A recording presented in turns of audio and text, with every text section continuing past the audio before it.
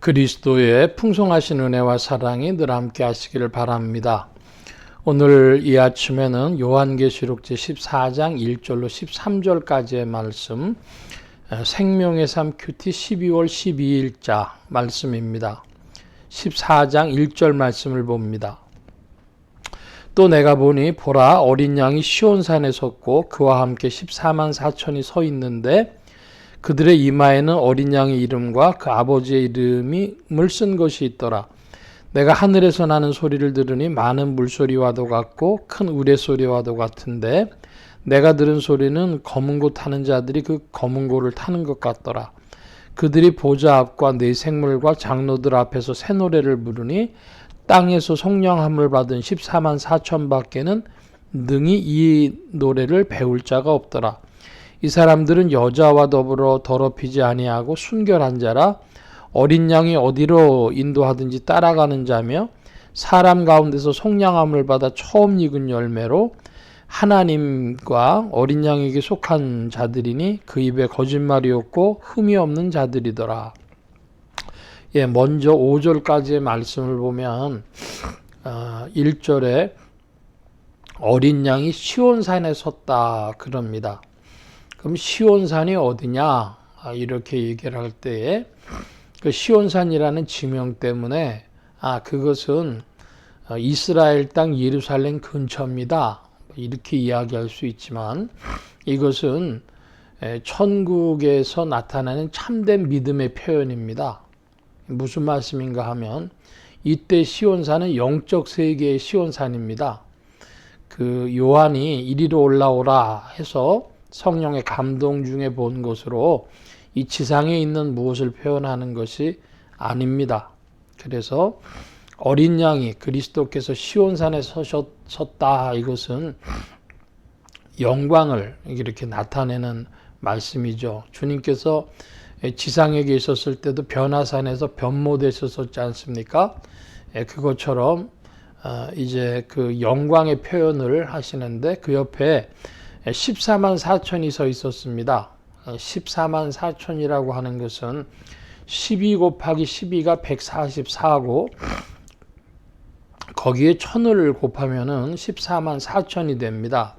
1000이라고 하는 것은 사람의 완전수, 땅의 수, 하늘의 수, 하나님의 수는 만으로 표현하고 인간의 최대한의 표현은 1000인데 10이라고 하는 것 곱하기 10이니까 신약과 구약에 구원받은 모든 이들의 총수로 대표하는 것입니다. 처음 익은 열매라 그랬으니까 그 참된 신자의 대표적인 표현이 14만 4천이다. 그 신천지라고 하는 데서 14만 4천 가지고 정말 많이 우려먹었지 않습니까? 14만 4천을 채우기 위해서 사람들이 이 수가 저 천상계에서 나타난 표현이라고 하는 것을 보지 못하고 자꾸만 이 자기중심적, 세상중심적으로 생각하는 겁니다. 시온산이 이스라엘 예루살렘 근처의 산으로 14만 4천에 내가 포함됐냐 안 포함됐냐 막 이렇게 생각하는 것이죠. 자, 그래서 이 사람들, 이 14만 4천은 어떤 사람들이냐? 그러면 어린 양이 어디로 인도하든지 따라가는 자들로 사람 가운데서 속량함을 받아 처음 익은 열매다, 구원받은 첫 열매다, 처음 열매다, 이것으로 입에 거짓말이 없고 흠이 없는 자들이다. 어린 양처럼 순결하고 어린 양을 온전히 따르는 그런 이들이다 하는 것이죠.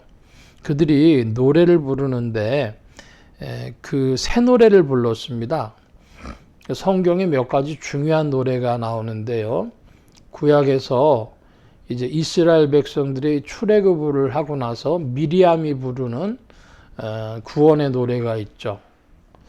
그리고 신약에 들어서도 그 이제 세례 요한의 어머니하고 마리아가 만났을 때 마리아도 찬가를 부른 적이 있고 그 만났을 때에도 또 찬가가 나오죠. 그러니까 이것은 어떤 놀라움의 그 표현이 되겠습니다. 이 세상에서 알지 못하는 그런 구원과 해방과 신령한 노래인데, 여기 이 사람들은 사람 가운데서 속량함을 받아 처음 익은 열매라 그랬으니까 속량이라고 하는 것이 옛날 표현으로는 구원입니다. 죄송합니다. 옛날 표현으로는 구원이기 때문에 이 세상에 알지 못하는 주님만 따라가는 자들이 느끼는 그 기쁨의 노래, 구원의 노래를 불렀다 하겠습니다. 6절 이하의 말씀을 봅니다. 또 보니 다른 천사가 공중에 날아가는데 땅에 거주하는 자들 곧 모든 민족과 족속과 방언과 백성에게 전할 영원한 복음을 가졌더라. 여기 영원한 복음을 나타내는데, 이 영원한 복음이라고 하는 것은 결국 전 인류에게 관계되어지는 복음입니다.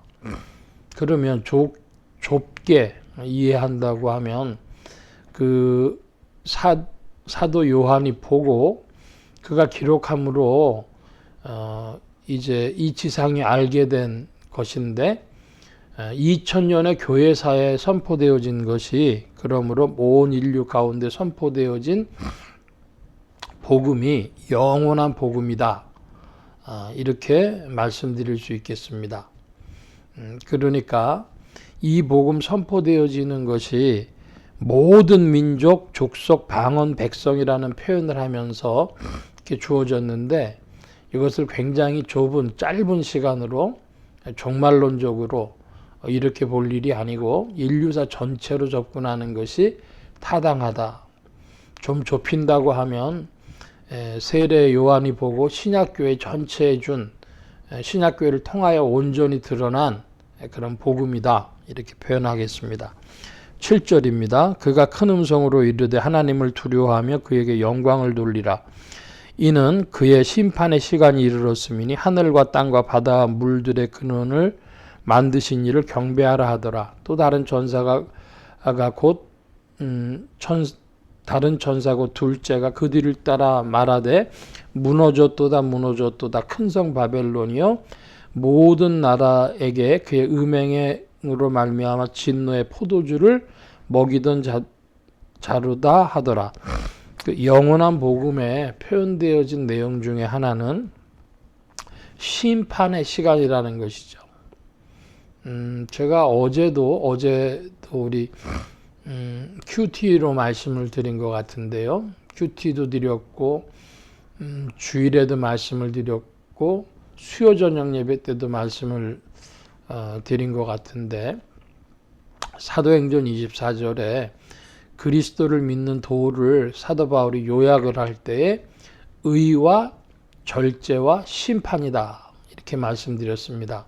예수 그리스도를 믿는 이들에게는 하나님의 의에 대한, 예수 그리스도에 대한 믿음, 그것이 주어져야 되겠고, 절제는 그 생애 전체에 나타나는 하나님의 성품을 담는 덕목이고, 셋째는 장차 올 심판, 하나님께서 심판하신다고 하는 사실을 꼭 믿어야 되겠습니다. 그래서 심판의 시간이 도래하고 있다, 이렇게 믿는 것이죠. 짧게 보면은 우리 개인의 죽음 문제에서 이제 주님께서 부르시는 크고 힘보자의 심판 앞으로 나아가고, 그 후에 이제 영생과 영벌로 들어가는데, 그러므로 심판의 시간이 있다. 사람들이 지상에서 억울하다 하는데 하나님의 심판이 있다고 믿는다면 이 지상에서 억울할 것 없겠죠. 우리 한국 역사에서는 간혹 사람들이 이야기하는데 독립운동한 사람들 억울하다. 그 자손들이 지금까지도 고통당하니 100년의 억울함이다, 이렇게 이야기하시는 분들이 있어요. 그건 대한민국이란 나라가 시간이 지나면은 그들에게도 경의를 표하겠지만, 그렇지 않다 하더라도 믿음 지키고 나아가는 것에 대해서 우리가 하나님의 심판의 시간이 있음을 기억해야 되겠습니다. 우리나라로 보면은 김부라고 하는 선생도 신자였고 김규식이라고 하는 분도 신자였습니다. 그러니까 우리 민족 사람은 좁혀서도 따질 일이 많은데 인간의 본질을 가지고 따질 때 하나님 아니고는 누가 그것을 헤아리겠습니까? 다만 우리는 심판의 시간이 있다. 굳게 믿는 자들 되어져야 할 것입니다. 9절이야 합니다. 또 다른 천사 곧 셋째가 그 뒤를 따라 큰 음성으로 이르되 만일 누구든지 짐승과 그의 우상에게 경배하고 이마에나 손에 표를 받으면 그도 하나님의 진노의 포도주를 마시리니 그의 진노의 잔에 섞인 것이 없이 부은 포도주라. 거룩한 천사들 앞과 어린 양 앞에서 불과 유황으로 고난을 받으리니 그 고난의 연기가 세세토록 올라가리로다. 짐승과 그의 우상에게 경배하고 그의 이름표를 받은 자는 누구든지 밤낮 쉼을 얻지 못하리라 하더라. 11절까지의 말씀에 보면 밤낮 쉼을 얻지 못하리라고 하는 것은 그 불과 유황못에 던져지는 그런 심판. 그래서 10절에 분명히 표현하고 있죠. 거룩한 천사들 앞과 어린 양 앞에서 불과 유황으로 고난을 받으리니 이것은 영원한 심판의 고난입니다. 누가 거기 들어가는가? 그러면 큰 성 바벨론에게 속한 자들에게 벌어질 그런 심판입니다. 큰 성 바벨론이 무엇이냐? 그러면 몇 가지로 사람들이 이야기합니다. 종교적 바벨론, 정치적 바벨론, 경제적 바벨론, 그렇게도 이해하시는 분들이 있어요. 중요한 것은 이 큰 성 바벨론의 그 대표적인 상징은 음녀입니다. 그러니까 거짓 교회. 요한계시록 전체를 보자면 이것이 제일 큰 것인데 거짓 교회에 대한 심판, 이 말씀을 하는 것입니다. 12절입니다. 성도들의 인내가 여기 있나니 그들은 하나님의 계명과 예수에 대한 믿음을 지키는 자니라. 성도들은 어떤 이들입니까? 하나님의 계명과 예수에 대한 믿음을 지키는 자들입니다. 요한계시록은 이 사실을 분명히 하고 있는데요. 예수님에 대한 믿음, 그것은 우리 기독교인들의 정체성이죠. 그런데 오늘날 보면 구원파라고 하는 이들이나 혹은 그 구원파적인 그런 흐름을 가지고 있는 이들이 하나님의 계명에 대해서는 매우 부정적으로 혹은 소극적으로 다룹니다. 부정적으로 다루는 것은 하나님의 계명은 우리 복음신앙이 아닌 것처럼 생각한다든지, 소극적으로 다룬다는 것은 지켜도 되고 안 지켜도 되고, 왜냐? 예수 그리스도의 보혈이 다 용서해 주시니까 이렇게 생각하는 것이죠. 그렇지 않고 우리 신앙은 예수 그리스도로 말미암아 그 보혈의 공로로 우리가 구속함을 받았는데 이제는 성령을 따라 순종하면서 하나님의 뜻을 잘 받들어 섬기는 자들, 그래서 어디로 이끄시든지 충성하고 순종하고 따라가는 자들 되어지는 것인데, 하나님의 계명을 그래서 율법의 제3 사용이다. 칼빈은 그렇게 표현했습니다. 신약교회 성도들에게는 율법의 제3 사용이다. 그래서 하나님의 계명과 예수에 대한 믿음, 율법의 제3 사용, 그것이 구원의 기준이 된다기보다 인생을 살아나가는 가이드라인이다. 우리의 구원의 능력은 예수 그리스도로 말미암고 성령의 이끄심에 있는데, 우리가 무슨 하늘의 음성을 누구 야야 하는 소리를 계속 듣는 그런 것이 아니라, 우리 이성을 가지고 성경 말씀 볼 때에 말씀의 빛을 비춰주셔서 성령이 늘 말씀하시고, 우리의 특별한 때에 인생에 정말 손가락으로 꼽을 정도의 몇 일들 속에서 우리를 성령께서 인도하시는 것을 성도들이 증언을 하죠.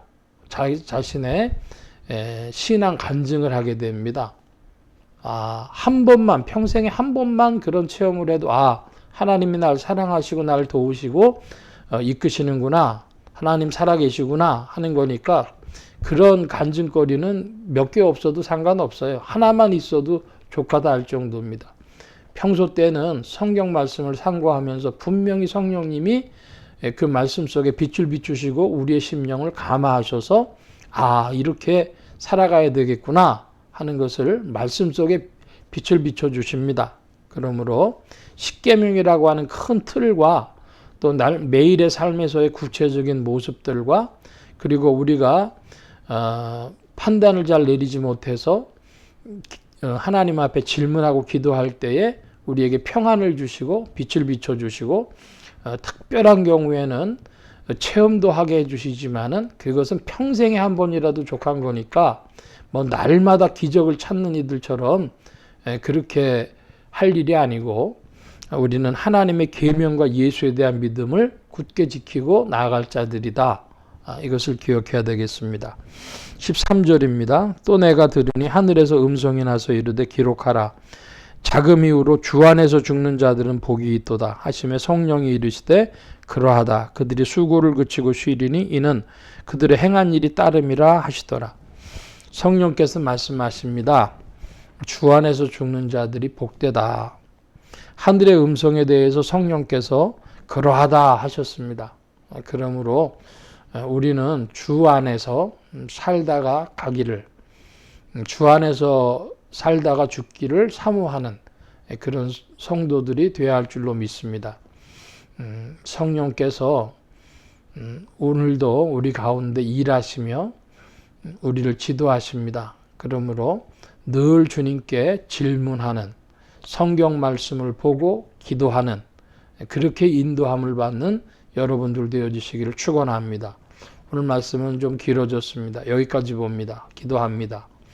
만복의 근원 되신 주님 함께하여 주셔서 14만 4천에 속할 것인지 큰 성 바벨론 음료에게 속할 것인지 성도들이 질문하게 하실 때 참된 교회와 거짓 교회가 있는 것을 두려운 마음으로 심판의 시간이 있음을 깨닫고 두려운 마음으로 참된 교회와 거짓 교회에 대하여 질문할 수 있도록 더욱 인도하여 주시고 그리스도의 성령을 따라 주 안에서 참된 교회를 향하여 또 발걸음 옮겨 나가는 지체들 되게 하여 주옵소서. 도우신 구하며 감사하며 의지하올 때 예수 그리스도의 이름으로 기도하옵나이다. 아멘.